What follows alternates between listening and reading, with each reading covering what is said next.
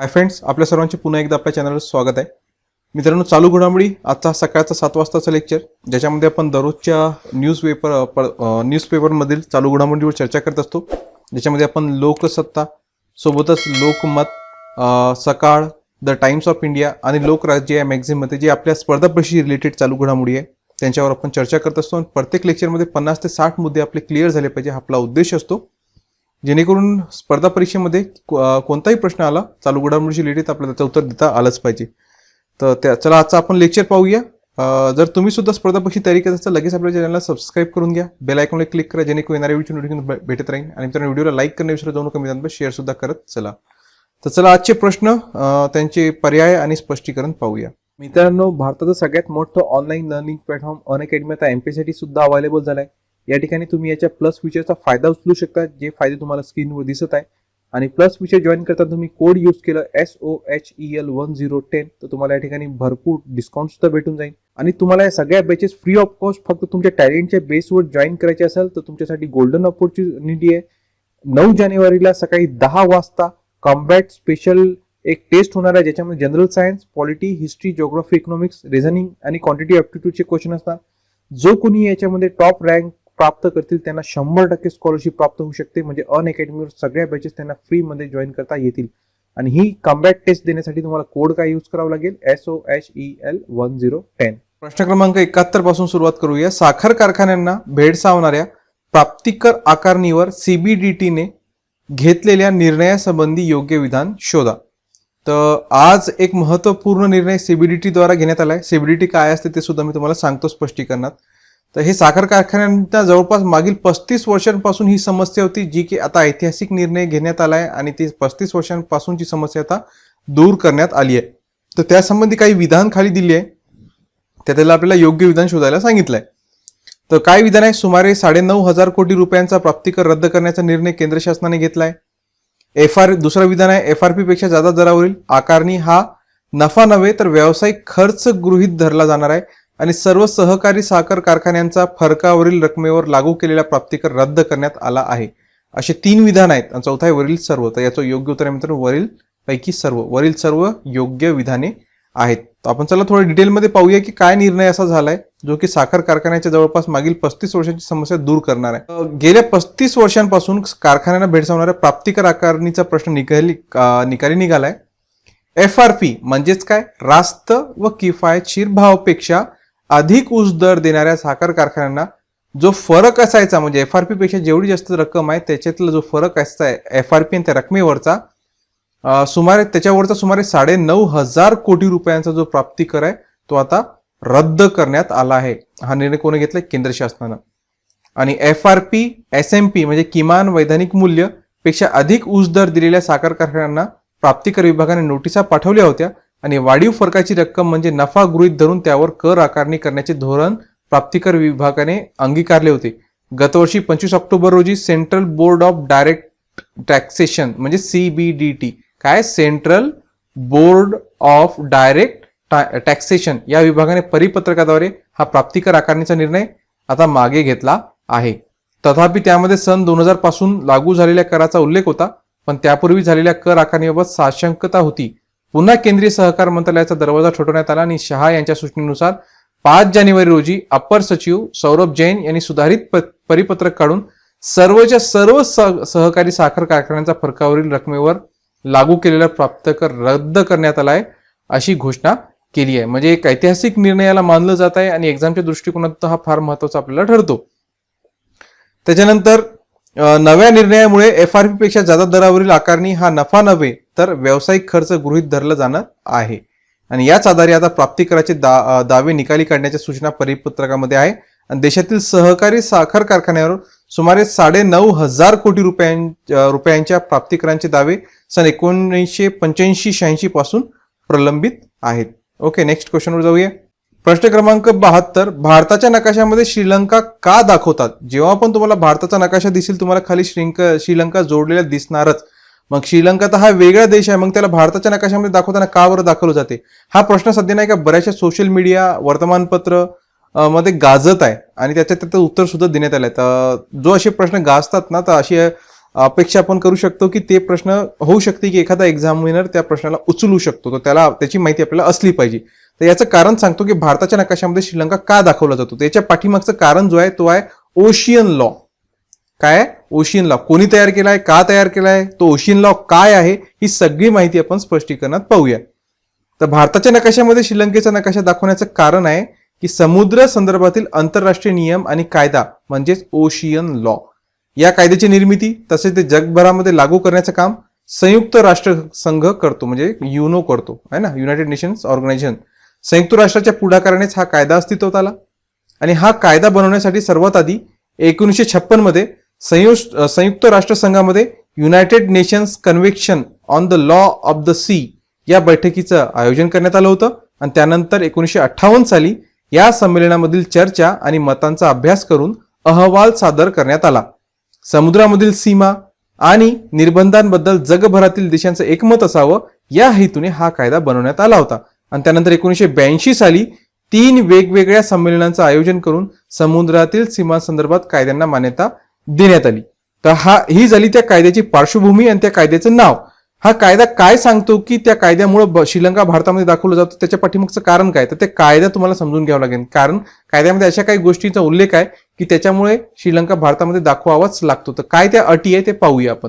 तर बघा, या कायद्यानुसार असं निश्चित करण्यात आलं आहे की किनारपट्टी असणाऱ्या देशांच्या समुद्र किनाऱ्यापासून त्या देशांची बेसलाईन ही 200 नॉटिकल माईल इतकी असेल.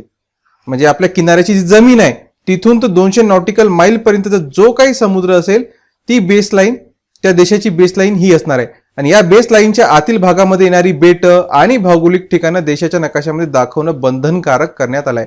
म्हणजे आपल्या देशाची जमीन पासून तर समुद्राच्या 200 नॉटिकल माईल पर्यंत जो काही क्षेत्र, जो काही बेट, जो काही भौगोलिक ठिकाण येत असेल तर ते आपल्या प्रत्येक देशाला त्याच्या देशाच्या नकाशामध्ये दाखवणं बंधन करण्यात आलं आहे. अगदी सोप्या शब्दामध्ये सांगायचं झाल्यास एखाद्या देशाला समुद्र किनारा लाभला असेल तर त्या समुद्र किनाऱ्यापासून सुमारे 200 नॉटिकल माईल अंतरावरील गोष्ट नकाशात दाखवणं या कायद्यानुसार अनिवार्य आहे. आणि याच कारणामुळं भारताच्या नकाशामध्ये श्रीलंकेचा नकाशाही दाखवला जातो. म्हणजेच की भारताच्या जमिनीच्या पासून 200 नॉटिकल माईल पर्यंत समुद्र आपल्याला दाखवावा लागतो आणि त्या 200 नॉटिकल माईलच्या आतच श्रीलंका पण येतो. म्हणून श्रीलंका भारताच्या नकाशात दाखवावाच लागतो ओशियन लॉ मुळे. आणि भारत आणि श्रीलंकेमधील अंतर हा 200 नॉटिकल माईलहून कमी आहे. आणि भारताच्या समुद्र किनाऱ्यापासून 200 नॉटिकल माईलच्या आतील सर्व भौगोलिक गोष्टी नकाशामध्ये दाखवल्या जातात. आणि आता तुम्ही म्हणाल की मग नॉटिकल माईल म्हणजे काय, तर हा समुद्रातील जी लांबी आहे, अंतर आहे, ते मोजण्याचं एक एकक आहे नॉटिकल माईल. तर 1 नॉटिकल माईल म्हणजे होतो 1.824 किलोमीटर. लक्षात ठेवा, 1 नॉटिकल माईल म्हणजे 1.824 किलोमीटर. या हिशोबाने 200 नॉटिकल माईलचं अंतर हे होतं जवळपास 370 किलोमीटर. म्हणजेच भारतीय समुद्र किनाऱ्यापासून 370 किलोमीटर अंतरावरील सर्व गोष्टी भारताच्या नकाशामध्ये दाखवल्या जातात. आणि त्यामुळे श्रीलंका हा स्वतंत्र देश असला तरी तो भारताच्या नकाशामध्ये दाखवावा लागतो. ओके, आता तुमच्यासाठी इथं प्रश्न, मग मला सांगा की भारताची जी जमिनीवरची सीमा आहे तर भारतापासून श्रीलंका किती अंतरावर आहे, हा प्रश्न तुमच्यासाठी. याचं उत्तर कमेंट करून सांगा की भारताच्या सरहदीपासून श्रीलंका किंवा भारताच्या जमिनीपासून श्रीलंकाची जमिनीचं अंतर किती आहे. पाहू किती लोक याचं उत्तर देऊ शकतात. याचं उत्तर नक्कीच मित्रांनो कमेंट करायला विसरू नका. आपण नेक्स्ट क्वेश्चनवर जाऊया. प्रश्न क्रमांक 73, प्रजासत्ताक दिनी दिल्लीत होणाऱ्या संचलनात महाराष्ट्राचा चित्ररथ कोणत्या विषयावर आधारित असणार आहे. आता 2022ला 26 जानेवारी म्हणजेच प्रजासत्ताक दिनी दिल्लीमध्ये प्रत्येक राज्य आपलं एक चित्ररथ, एक रथ पाठवतो आणि त्याच्यात त्यांची एक प्रतिकृती असते की ते राज्याचं एक वैशिष्ट्य दाखवलं जाते. तर महाराष्ट्राचं वैशिष्ट्य काय दाखवलं जाणार आहे यावर्षीच्या प्रजासत्ताक दिनी कार्यक्रमात. तर यावर्षी महाराष्ट्रातील जैवविविधते या मानकावर आधारित चित्ररथ असणार आहे. यंदाच्या प्रजासत्ताक दिनी दिल्लीत होणाऱ्या संचलनात महाराष्ट्रातील जैवविविधता मानके या विषयावर आधारित चित्ररथ सहभागी होणार आहे. याच्यावर आधारित अजून काही प्रश्न पाहूया आपण. प्रश्न क्रमांक 74 बघा, प्रजासत्ताक दिनी महाराष्ट्रातील चित्ररथावर कोणत्या पठाराची प्रतिकृती दाखवली जाणार आहे. जे दिल्ली या ठिकाणी प्रजासत्ताक दिनी एक संचलन होत असतो त्याच्यात महाराष्ट्राच्या चित्ररथावर एक पठाराची प्रतिकृती दाखवली जाणार. तर तो कोणता पठार आहे, तर त्याचं उत्तर आहे मित्रांनो कास पठार. आता हा कास पठार कुठं आहे, का बरं याची प्रतिकृती दाखवण्यात जाणार आहे आणि काय याच्यात असं महाराष्ट्र जैवविविधतेच्या याच्यात काय असे विशेष आहे, तर आपण हे स्पष्टीकरणात पाहूया. तर या चित्ररथावर सातारा जिल्ह्यातील कास पठारावरील फुले व प्राण्यांच्या प्रजातीचा समावेश करण्यात आला आणि कास पठाराचा चित्ररथात समावेश झाल्याने साताऱ्यासाठी भूषणावह ठरणार आहे. तर कास पठार कोणत्या जिल्ह्यात आहे? हा सातारा जिल्ह्यात येतो. यंदा दिल्ली येथे होणाऱ्या परेडमध्ये राज्याची समृद्ध जैवविविधता दाखवणे या उद्देशाने चित्ररथ तयार करण्यात आलाय. मुख्य मॉडेल कास पठाराचं असणार आहे, जे चित्ररथाच्या अग्रभागी मध्यभागी ठेवले जाईल. कास पठाराला फुलांची व्हॅली म्हणूनही ओळखलं जाते. तर हा सुद्धा प्रश्न येऊ शकतो की कास पठाराला कोणत्या नावाने ओळखलं जाते? तर फुलांची व्हॅली म्हणून सुद्धा त्याला ओळखलं जाते. कास पठार हा 10 चौरस किमी परिसरात पसरलेला आहे. फुलांच्या 850 पेक्षा जास्त प्रजाती या पठारावर आढळून येतात, ज्यात ऑर्किड, झुडूप आणि मांसाहारी वनस्पतींचा समावेश आहे. आणि त्याच्यामुळे हा एक वैशिष्ट्यपूर्ण लोकप्रिय असं पर्यटन स्थळ सुद्धा आहे. नेक्स्ट क्वेश्चन बघा, प्रश्न क्रमांक 75. प्रजासत्ताक दिनी संचलनात महाराष्ट्रातील चित्ररथावर कोणत्या पक्षी व प्राण्यांच्या प्रतिकृती असणार आहे? तर काही प्राणी व पक्ष्यांची प्रतिकृती कोणत्या असणार आहे? हे काही प्राणी व पक्ष्यांची नावे इथे दिलेली आहे. तर याच्यातील कोणत्या? तर याचं योग्य उत्तर म्हणजे वरीलपैकी सर्वच्या सर्व. म्हणजेच इतकं जितके काही दिलेले आहे हे सगळ्यांच्या प्रतिकृती त्या चित्ररथावर असणार आहे. कास पठाराप्रमाणेच याच्यावर माळढोक पक्षी, ग्रेट इंडियन बस्टर्ड आणि खेकड्याच्या नवीन शोधलेल्या प्रजातींचे मॉडेल हे देखील याच्यावर असणार आहे. याशिवाय वाघ, फ्लेमिंगो, मासे, गिधाड आणि गुबडाचे मॉडेल सुद्धा याच्यावर असणार आहे. शेकरू हा राज्य प्राणी, तर हरियाल हा राज्य पक्षी आहे, यांचं सुद्धा मॉडेल याच्यावर असणार आहे. तसंच ब्लू मॉर्मॉन हे राज्य फुलपाखरू असलेलं महाराष्ट्र देशातील पहिलं राज्य आहे आणि राज्याच्या या चित्ररथावर फुलपाखरूचं 8 फूट उंच आणि 6 फूट रुंद असं मॉडेल ठेवल्या जाणार आहे. नेक्स्ट क्वेश्चन, क्रमांक 76. प्रजासत्ताक दिनी संचलनात महाराष्ट्राच्या चित्ररथाला कोणत्या फुलांनी सुशोभित केलं जाणार आहे? तर याचं योग्य उत्तर आहे मित्रांनो ताम्हण आणि जारूल, जे की महाराष्ट्र फुल आहे ताम्हण. तर मॉडेल घेऊन जाणाऱ्या स्टेजला जारूल आणि ताम्हण या राज्य फुलांनी सुशोभित केलं जाणार आहे. नेक्स्ट क्वेश्चन, प्रश्न क्रमांक 77. आंतरराष्ट्रीय T20 क्रिकेटमध्ये कोणता नवीन नियम आल्यामुळे गोलंदाजावर अन्याय होणार असल्याचं म्हटलं जात आहे? तर आंतरराष्ट्रीय क्रिकेटमध्ये म्हणजे T20 क्रिकेटमध्ये एक नवीन नियम आलाय. एक म्हटल्यापेक्षा 2 नियम आले, पण त्याच्यातला एक जो नियम आहे तो की गोलंदाजांवर त्याचा परिणाम पडू शकतो असं म्हटलं जात आहे. तर कोणता तो नियम आहे? निर्धारित वेळेत षटकांचा कोटा पूर्ण केला नाही तर 5 ऐवजी 4 क्षेत्ररक्षक यार्ड बाहेर राहू शकणार आहेत. प्रत्येक डावात 2.5 मिनिटांचा ऐच्छिक ड्रिंक्स ब्रेक घेण्याचा नियम. दुसरा आहे वरील दोन्ही की फक्त एक? तर याचं योग्य उत्तर आहे वरील दोन्ही. जो ब्रेक आहे मधातला तो सुद्धा, आणि दुसरा आहे की क्षेत्ररक्षक हे 5 ऐवजी आता फक्त 4च बाहेर ठेवता येणार जर निर्धारित वेळेत 20 ओव्हर पूर्ण केले नाही तर. म्हणजे त्याची शिक्षा फिल्डिंग साईडला भेटणार, पण फिल्डिंग साईड म्हटलं तर ती शिक्षा फक्त गोलंदाजाच भेटणार आहे, कारण बॅट्समनना त्याचा काही एवढा इम्पॅक्ट पडत नाही. ओके, तर आपण थोडं स्पष्टीकरण पाहूया. तर गोलंदाजी संघाला कोणत्याही परिस्थितीत निर्धारित वेळेत षटकांचा कोटा पूर्ण करावा लागेल. जर संघ निर्धारित वेळेपेक्षा मागे राहिला तर उर्वरित षटकांमध्ये त्याचा एक क्षेत्ररक्षक 30 यार्ड बाहेर उभा राहू शकणार नाही, त्याला आत उभं राहावं लागेल. सध्या पॉवर प्ले नंतर 30 मीटर यार्ड वर्तुळाबाहेर 5 क्षेत्ररक्षक असतात, मात्र नवीन नियमानंतर केवळ 4च क्षेत्ररक्षक यार्ड बाहेर उभं राहू शकणार आहेत जर त्यांनी वेळेत 20 ओव्हर कंप्लीट केले किंवा जे त्यांचा वेळ निर्धारित वेळ आहे त्याच्यापेक्षा जास्त वेळ लागला तर. आता 20 ओव्हर मध्ये कंप्लीट नाही केले तर मग त्यांचा जो बॉलिंगच संपून जाणार ना, मग शिक्षा कधी भेटणार? तर बहुतेक प्रत्येक ओव्हरसाठी जो वेळ असतो निर्धारित वेळ, त्या निर्धारित वेळ किंवा 15 ओव्हर किंवा जो पॉवर प्ले पर्यंतचा जो वेळ आहे त्याला ते कॅल्क्युलेट करणार असतील. त्याच्याशिवाय अजून दुसरा नियम काय आलाय ते पाहूया आपण. याशिवाय द्विपक्षीय मालिकेतील प्रत्येक डावात 2.5 मिनिटांचा ऐच्छिक ड्रिंक्स ब्रेक घेण्याचा नियमही लागू करण्यात आलाय. मात्र मालिका सुरू होण्यापूर्वी दोन्ही संघांनी सहमती दर्शवली तरच हे लागू होईल. आणि T20 क्रिकेटमधील बदलांशी संबंधित हे नियम वेस्ट इंडिज आणि आयर्लंड यांच्यात 16 जानेवारी रोजी होणाऱ्या एकमेव सामन्यापासून लागू होतील. त्याचवेळी दक्षिण आफ्रिका आणि वेस्ट इंडिज यांच्यातील 18 जानेवारीपासून सेंचुरीमध्ये सुरू होणाऱ्या महिलांच्या T20 मालिकेत नवीन नियम पहिल्यांदाच लागू होणार आहेत. नेक्स्ट क्वेश्चनवर जाऊया मित्रांनो. ऑन अकॅडमीवर बरेचशा बॅचेस सुद्धा लॉन्च झाले आहे, ज्याच्यामध्ये 29 डिसेंबर पासून सुरू झाली आहे comprehensive batch for combine PSI STI ASO prelims batch number 5 तुम्हाला मेंटर स्क्रीनवर दिसत आहे. त्याच्यानंतर 4 जानेवारीपासून स्टार्ट होत आहे comprehensive batch for combine PSI STI ASO prelims batch number 6 mentor स्क्रीनवर आहे आणि लिंक डिस्क्रिप्शन मध्ये दिली आहे. त्यासोबतच 5 जानेवारीपासून comprehensive batch for Rajyaseva mains exam सुरू होत आहे, याची सुद्धा मेंटर स्क्रीनवर आहे आणि लिंक डिस्क्रिप्शन मध्ये दिली आहे. तर आजच या बॅच जॉईन करा आणि MPSC मध्ये आपली एक पोस्ट खात्रीशीर पक्की करा. प्रश्न क्रमांक 78. मेलबर्न विमानतळावर दाखल होताच कोणत्या जगजेत्या टेनिस खेळाडूस कोविड-19 लसीकरण न घेतल्यामुळे पोलिसांनी ताब्यात घेतलाय? आंतरराष्ट्रीय स्तरावर फारच महत्वाची घडामोड घडली आहे मित्रांनो.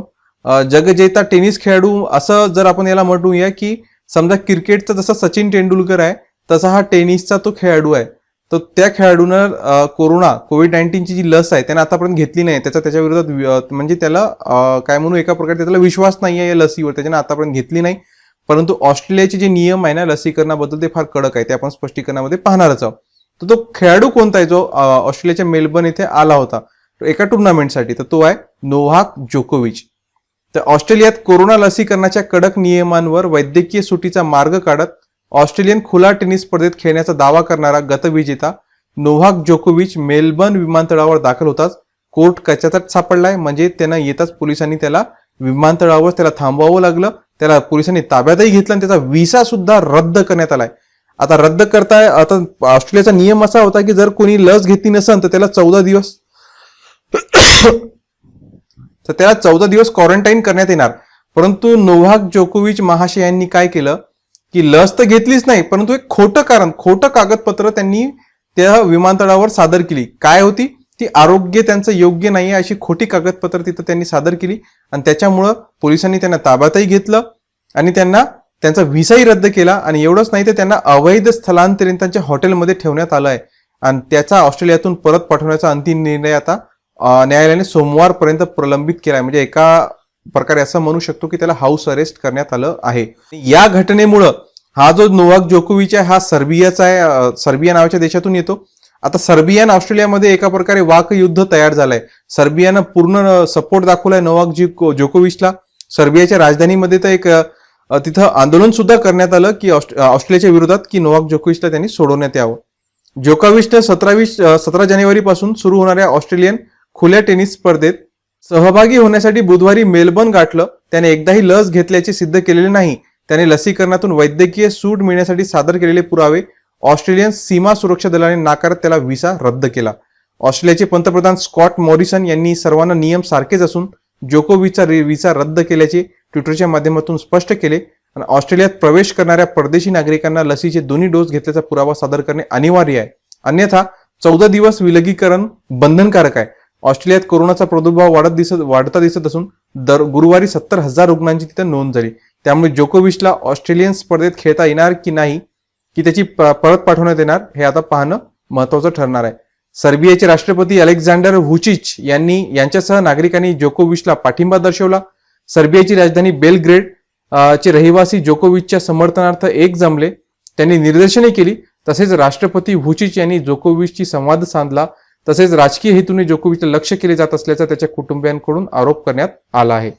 तर आपण नेक्स्ट क्वेश्चनवर जाऊया. प्रश्न क्रमांक 79.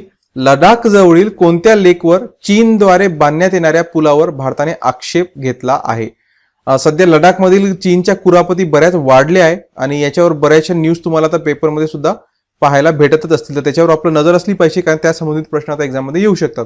तर कुठं हा चीन असा पूल बांधत आहे की ज्याच्यावर भारताने आक्षेप घेतलाय? तर तो पेंगॉंग त्सो लेक याच्यावर जो चीन पूल बांधत आहे त्याच्यावर भारताने आक्षेप घेतलाय. चीनकडून भारतीय हद्दीतील दक्षिण लडाख जवळील पेंगॉंग त्सो लेक वर एका पुलाचे बांधकाम सुरू आहे. यावर भारताने आक्षेप घेतला असून हा पूल अवैध असल्याचा दावा केलाय. जवळपास 140 किमी लांबी असलेल्या पेंगॉंग त्सो लेकच्या 2/3 हिस्सा म्हणजे जवळ 100 किलोमीटर चीनच्या ताब्यात आहे. याच लेकवर आता चीन एक पूल बांधत असल्याचं एका सॅटेलाइट इमेजच्या माध्यमातून स्पष्ट झालंय. दरम्यान नवीन वर्षाच्या सुरुवातीला चीननं अरुणाचल प्रदेशात 15 भागांसाठी चीनी नावांची घोषणा केली होती. तसेच चीनच्या नकाशात अरुणाचल प्रदेश हा झांगनान किंवा दक्षिण तिबेट म्हणून चिन्हित करण्यात आलं होतं. याशिवाय नव्या वर्षाच्या पहिल्याच दिवशी चीनकडून गलवान खोऱ्यात त्यांच्या राष्ट्रीय ध्वज फडकवल्याचे फोटो आणि एक व्हिडिओ सुद्धा त्यांनी शेअर केला होता. परंतु आपल्या भारतीय सैन्यांनी सुद्धा तात्काळच जशाच तसे उत्तर देत गलवान खोऱ्यात भारताचा ध्वज फडकवण्यात आला आणि याचा फोटोही शेअर करण्यात आलं होतं. Next question. प्रश्न क्रमांक 80. कोणत्या शहरात वॉटर टॅक्सी जानेवारी 2022 पासून सुरू होणार आहे? तर वॉटर टॅक्सी जानेवारीमध्ये सुरू होणार आहे मुंबई या ठिकाणी. मुंबईमध्ये जानेवारी 2022 पासून बहुप्रतीक्षित वॉटर टॅक्सी सुरू होत आहे. ही वॉटर टॅक्सी मुंबई ते नवी मुंबई दरम्यानच्या प्रवासाची 75% कपात करेल. साधारण जानेवारीच्या पहिल्या आठवड्यात ही वॉटर टॅक्सी प्रवाशांच्या सेवेत उपलब्ध होईल. हा जलमार्ग मार्च 2021 मध्ये सुरू होणार होता, परंतु कोरोना आणि इतर कारणामुळे याला विलंब झाला. अधिकृत सूत्रांनी दिलेल्या माहितीनुसार PM Modi water taxi E सेवेचे उद्घाटन करणार आहेत आणि या दरम्यान पंतप्रधान मुंबई पोर्ट ट्रस्ट येथील केमिकल टर्मिनलचं सुद्धा उद्घाटन करणार आहेत. आणि या प्रकल्पासाठी Mumbai port trust, Maharashtra maritime board आणि सिडको यांनी हात मिळवणी केली आहे. सेवा चालवण्याचा परवाना 2 खासगी कंपन्यांना देण्यात आला आहे.